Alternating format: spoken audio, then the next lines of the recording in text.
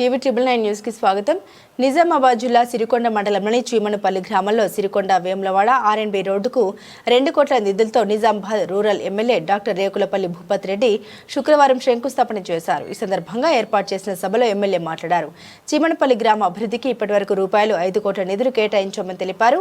పేదల కలల ఇండ్లకు పేదల కలల ఇండ్ల కలగా ఉన్న ఇందిరమ్మ ఇండ్ల నిర్మాణ దశలో ఉంటాయని, పేదవారి ఆశయాలకు కాంగ్రెస్ ప్రభుత్వం నెరవేర్చుతుందని అన్నారు. ఈ కార్యక్రమం జిల్లా మండల కాంగ్రెస్ అధ్యక్షులు, నాయకులు, డీసీసీ కార్యదర్శి, యువ నాయకులు, సొసైటీ చైర్మన్లు, కార్యక్రమ జిల్లా మండల అధ్యక్షులు, నాయకులు, డీసీసీ కార్యదర్శి, యువకులు, సొసైటీ చైర్మన్లు, మాజీ ప్రజాప్రతినిధులు, కార్యకర్తలు, స్థానిక ప్రజలు, మహిళలు తదితరులు పాల్గొన్నారు.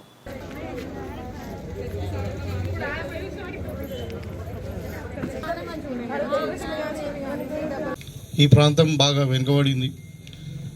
నిజామాబాద్ హెడ్ క్వార్టర్కు దూరంగా ఉంది. కొంచెం అడవి ప్రాంతం. మరి ఇక్కడ నుండి ఈ ప్రాంతం నుండి ప్రజాప్రతినిధులుగా ఎన్నుకోబడిన వాళ్ళు చాలామంది ఉన్నారు. కానీ ఈ ప్రాంతాన్ని ఎప్పుడు పట్టించుకోలేదు. మరి ఈ ప్రాంతాన్ని వెనుకబడిపోవడం ఇట్లనే ఉండాలనా? మరి మనం అభివృద్ధి చేసుకుందామా? మరి అభివృద్ధి చేసుకున్నాలంటే మరి నాకు ఒకసారి అవకాశం ఇవ్వండి. తప్పకుండా మీ మనిషిగా నేను ఈ ప్రాంతాన్ని అభివృద్ధి చేస్తామని ఆ రోజు చెప్పడం జరిగింది. ఇంకోటి కూడా చెప్పడం జరిగింది. గతంలో ఇక్కడ అంటే ఏమంటారు దాన్ని, బెదిరింపులు, దౌర్జన్యం, దోపిడీ ఇదంతా కూడా ఉండే. ఇవాళ నేను వచ్చి 22 నెలలు అవుతుంది. మీరు మీ దయతో నేను ఎమ్మెల్యేగా గెలిచి మన కాంగ్రెస్ పార్టీ అధికారంలోకి వచ్చి మరి మీరు నిజంగానే ఇక్కడ ఈ ప్రాంతంలో మార్పు చూస్తూ ఉన్నారు. ప్రజల మధ్యన ఒక ప్రేమ, ఒక గౌరవం, ఒక అభిమానం, ఒక మర్యాద ఇవన్నీ కూడా కనబడుతూ ఉన్నాయి. ఎక్కడ భయం కానీ, దౌర్జన్యం కానీ, ఇంకేదో బెదిరింపులు కానీ కనబడతలేవు. మళ్ళీ నేను ఒకటే చెప్తా ఉన్నాను, ఇంకా టైం ఉంది. ఇంకా 3 ఏళ్ళు ఉంటాను మన ప్రభుత్వం మీ అందరి దయతో. ఇవాళ ఇంకా 3 ఏళ్లలో చీమనపల్లిలో ఎవరు కూడా ఇల్లు లేని వాళ్ళు ఉండకూడదు. పక్కా ఇల్లు అందరికీ కట్టిస్తాం. ఒకవేళ ఎవరికైనా జాగా లేని వాళ్ళు ఉంటే 75 గజాల జాగిస్తాం. ఇప్పుడు ఈ ఎస్సీ కార్పొరేషన్ కింద ఎక్కడైతే మనం ఇప్పుడు 3.5 ఎకరాలు మనం గవర్నమెంట్ తీసుకున్నామో దాంట్లో 2 ఎకరాలు మాత్రమే మనం ప్రైమరీ హెల్త్ సెంటర్కి ఇచ్చినాం. ఇంకా 1.5 ఎకరం ఉంది. దాంట్లో ఖచ్చితంగా మరి 75 గజాల కాడికి జాగా ఇండ్లు లేని వాళ్ళకి ఇచ్చి వాళ్ళకు 5 లక్షల చొప్పున ఇండ్లు కూడా ప్రొసీడింగ్ ఇస్తాం. మేము ఈ చీమనపల్లిలో ఏం టెన్షన్ పడేది లేదు. అదేవిధంగా ఇంకా ఇలా అంటే చెప్తే ఇలా ఇప్పుడు ఇందిరమ్మ ఇళ్ళ ద్వారా మీకు 1 కోటి రూపాయలు వచ్చినాయి. అదేవిధంగా ఇప్పుడు ఇలా శాంక్షన్ చేసిన రోడ్డుకు 2 కోట్లు, ప్రైమరీ హెల్త్ సెంటర్ ఒక 2 కోట్లు. ఇలా మీదనే ఇంకా మనం ఇంకా రోడ్లు సీసీ రోడ్స్ ఒక 10 లక్షల వరకు ఇచ్చినాం. దగ్గర నేను వచ్చిన తర్వాతనే 5 కోట్ల రూపాయలు చీమనపల్లికి తీసుకొని రావడం. 5 కోట్ల రూపాయలు ఒక చీమనపల్లి గ్రామానికి. మరి ఈ విధంగా అంటే ప్రత్యేకంగా ఇలా మన పెద్ద మనుషులు కూడా నాకు ఆ దేవాలయం గురించి తీసుకుపోయింది. శివాలయం ఎంత బాగుందంటే అక్కడ పోతే నిజంగా ప్రశాంతంగా ఉంది, మంచి ఎత్తు మీద. ఆడ మరి 13 ఎకరాల 5 గుంటలు 13.5 ఎకరాలు మరి ఈ దేవస్థానానికి సంబంధించిన భూమి ఉన్నది. నేను పట్టాలు కూడా చూసిన, ఇలా నాకు చూపించారు. ఇలా టైటిల్ కూడా పట్టా పాసు కూడా చూపించారు. దాంట్లోకి వెళ్ళి ఒక 5 ఎకరాలు 4 ఎకరాలు ఉన్నదంటే మొత్తం ఇంకా 9-10 ఎకరాలు ఆక్యుపెన్సీకి గురైంది. 1 కోట్లు ఉన్నది అప్పు. ఆ 9 లక్షల కోట్లలో 1 లక్ష కోట్లు మీద అప్పు చేసిండు చేతి మీద బాకీలాగా.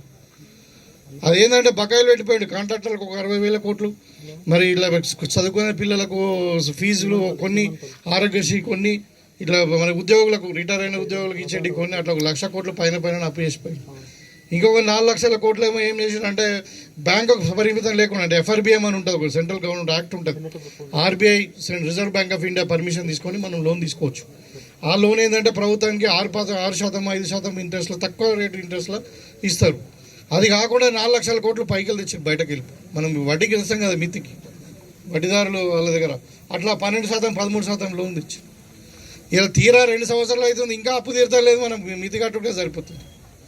ఇలా మనం ముఖ్యమంత్రి గారు అందరితో మాట్లాడి చేసి అది 15 ఏళ్ళు కట్టేది 30 ఏళ్ళు కడతామని చెప్పి మరి ఇంట్రెస్ట్ రేట్ తగ్గించుకొని FRBM కింద తీసుకొచ్చి ఇలా మనం నెలకు 7,000 రూపాయలు ఓన్లీ మిత కట్టుడు ఉన్నది. 7,000 కోట్ల రూపాయలు అంటే ఇలా. అందుకని ఇలా ఇంత ఖచ్చితమైన గట్టి అంటే డబ్బులు లేని పరిస్థితిలో కూడా ఇలా కొత్తగా మనం రోడ్ శాంక్షన్ చేసుకొని దానికి యాక్చువల్గా మనకు 3 కోట్లు అవుతుంది. అయితే వాళ్ళ 2 కోట్ల పైచీలకు 2 కోట్ల మనకు రోడ్ శాంక్షన్ అయింది. ఇవాళ మేము ENCతో పర్మిషన్ తీసుకున్నాము. మొత్తం కూడా రోడ్ చేయించేయమన్నారు. మధ్యన ఫారెస్ట్ ల్యాండ్ కూడా ప్రాబ్లం ఉంది. ఫారెస్ట్ వాళ్ళు వచ్చి నేను ఆపిరు, వాళ్ళదేం తప్పలేదు, వాళ్ళ భూమిలోకి వెళ్ళి రోడ్ పెద్దమైంది, వెడల్పోయింది. సో అది కూడా ఇలా నిన్ననే డిస్ట్రిక్ట్ కలెక్టర్తో మాట్లాడి మరి DFOతో మాట్లాడి వాళ్ళు ఏమన్నారు, కొంచెం ఆడ మరి కొంచెం రోడ్డు విడ్త్ కొద్దిగా 9.5 మీటర్స్ పెట్టుకోండి, మీరు సరిపోతుంది, మేము 1 ఎకరం పోతుంది కానీ దానికి మేము పర్మిషన్ ఇస్తామని చెప్పడం జరిగింది. ఏమైందంటే 11 మీటర్ల బదులు 9.5 మీటర్లు అయితే అంటే 1.5 మీటర్ కింద తక్కువ, అటు కొంచెం తక్కువ ఇటు కొంచెం. సో ఇవాళ రోడ్ అయిపోతుంది, మనకి ఇబ్బంది లేదు. ఇవాళ మనకు ఎస్సీ కార్పొరేషన్కు ట్రాన్స్ఫర్ చేసినటువంటి ల్యాండ్ని మనకు ప్రైమరీ హెల్త్ సెంటర్ అలాట్ అయిన తర్వాత మన ప్రాథమిక కేంద్రం, ఇది ఆరోగ్య కేంద్రం, దానికి ల్యాండ్ లేదని చెప్పి అది వాపసు పోయింది.